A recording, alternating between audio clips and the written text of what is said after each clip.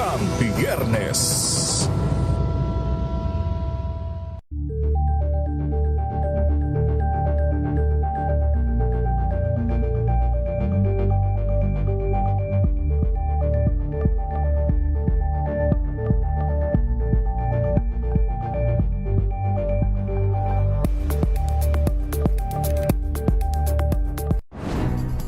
Good vibes ang hanap mo?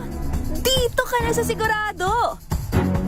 Mula sa mga istoryang nagbibigay ng inspirasyon hanggang sa mga kwentong may dalang solusyon. Mga balitang pampagaan, pakiramdam at pampaganda ng araw. Hindi lang basta good news, kundi the better news. Mula Lunes hanggang Biyernes, 1:00 ng tanghali sa DZRH TV.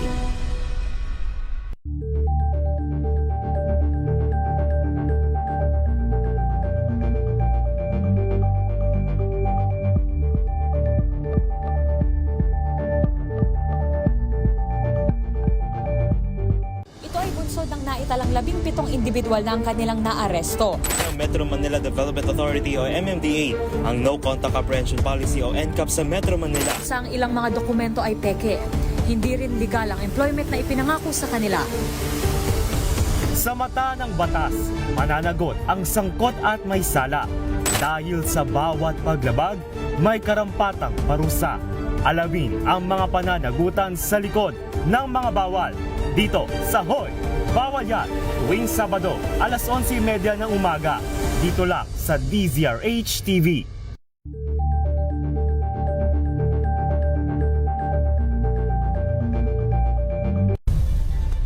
Nagsimula sa pangarap hanggang sa maabot ang tagumpay. Iba't ibang kwento, iba't ibang mukha ng atletang Pilipino. Mas pinatindi, mas pinalakas, at mas pinaaksyon sa Match Point tuwing Sabado, 12:30 ng tanghali sa DZRH TV.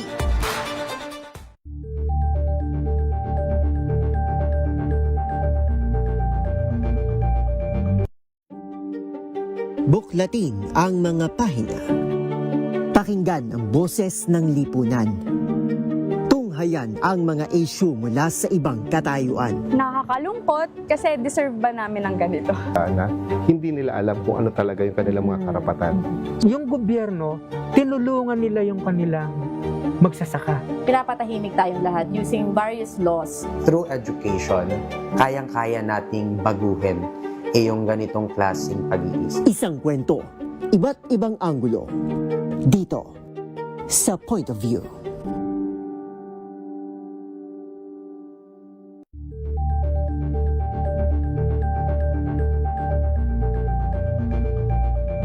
Tumunog na ang gandingan para sa kalikasan. Ang itinanghal bilang Best AM Radio Program Host ay si Cesar Chavez para sa special on Saturday ng DZRH.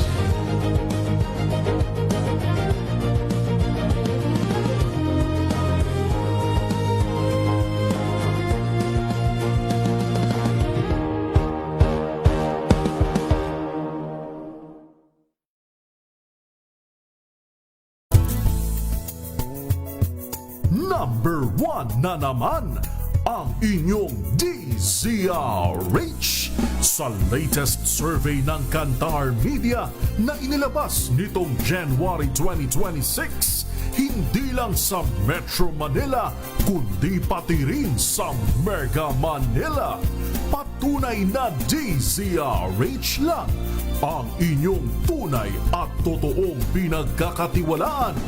Taos-puso po kaming nagpapasalamat sa inyong patuloy na pagtitiwala dahil ang DZRH, una sa Pilipinas, una sa Pilipino, saan ka man sa mundo, tayo Pilipino. Maagang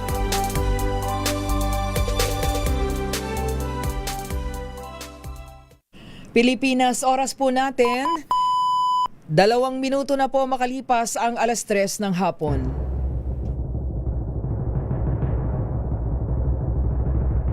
And the Golden Dove for Best Public Service Program Host goes to May Binohan, DCRH. Ito na ang 28th KBP Golden Dove Awardee Best Public Service Program Host, ang Wonder Woman ng Public Service, si May Binauhan. Sa pagtulong, DZRH yan. Sa paglilingkod, DZRH yan. Sa pag-alalay, DZRH yan. Nasa dugo na, nasa pagkatao na ang serbisyo sa bawat Pilipino. Ito ang pangakong hindi na magbabago sa pagtakbo ng panahon.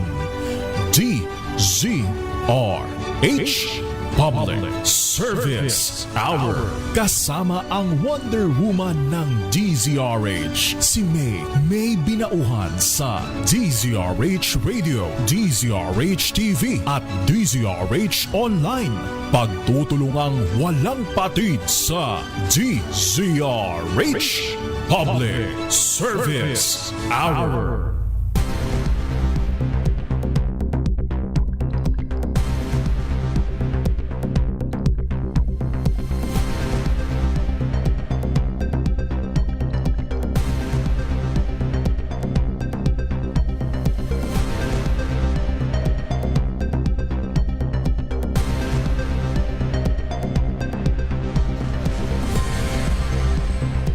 Magandang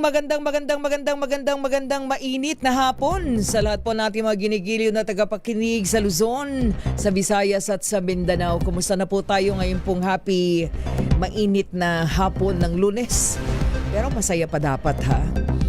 Dahil ngayon po ay ika-11 na tayo sa buwan po ng Mayo.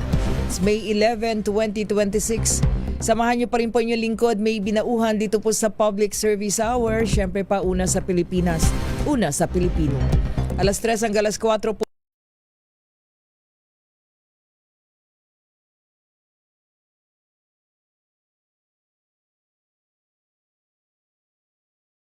Public Service Hour ay magbibigay daan po sa special coverage natin. Tutok tayo sa kamera.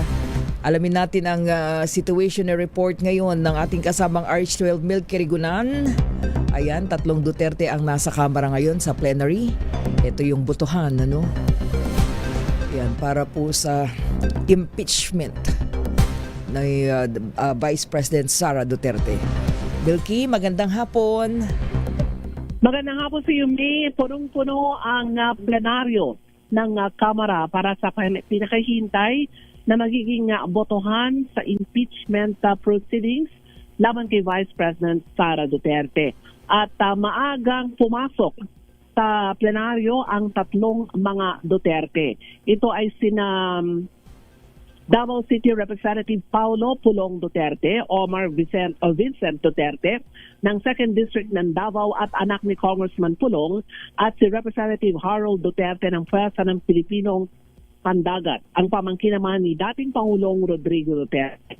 Sila ay maagang pumasok, May, sa loob ng plenaryo, at nauna rito ay sinabi ni Justice Chair Jervil Luistro na imbitado at malaya silang magpahayag ng kanilang posisyon sa anumang magiging boto sa impeachment kay Vice President Sara Duterte.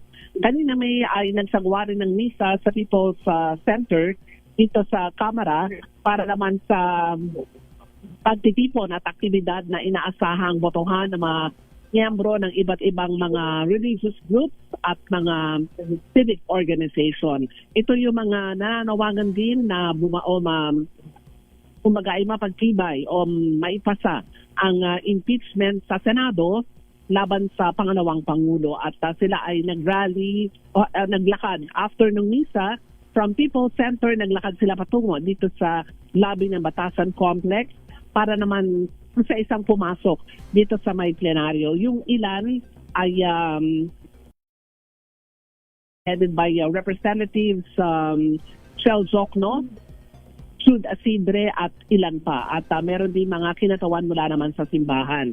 Yung mga bisita ay pupunta sa second gallery. Ito yung second floor bale ng plenary session hall at doon nila masasaksihan ang magagawang botohan at proceedings kung ilan ba ang boboto ng yes at ilan ba ang boboto ng no at ilan ang mag-abstain sa impeachment proceedings laban sa pangalawang Pangulo. Ito ay inaasahan na maya-maya ng konti May, pero babasahin muna sa senaryo na aming nakikita ngayon ay babasahin muna ni Congressman Trivial Luistro yung committee report sa plenaryo at handa daw siyang tumanggap ng interpellation mula sa ilang mga kongresista para magtanong sa naging resulta ng botohan sa plenaryo kung saan nagkaroon ng desisyon na merong probable cause lahat ng mga bintang kay Vice President Sara Duterte. Mamaya ay babalik ako dahil sa ngayon ay yes, go ahead. Oo, kumusta ang ambience ngayon sa plenaryo? Nakita natin lakad dito, lakad doon yung mga mambabatas Pero lahat ba sila kompleto na ang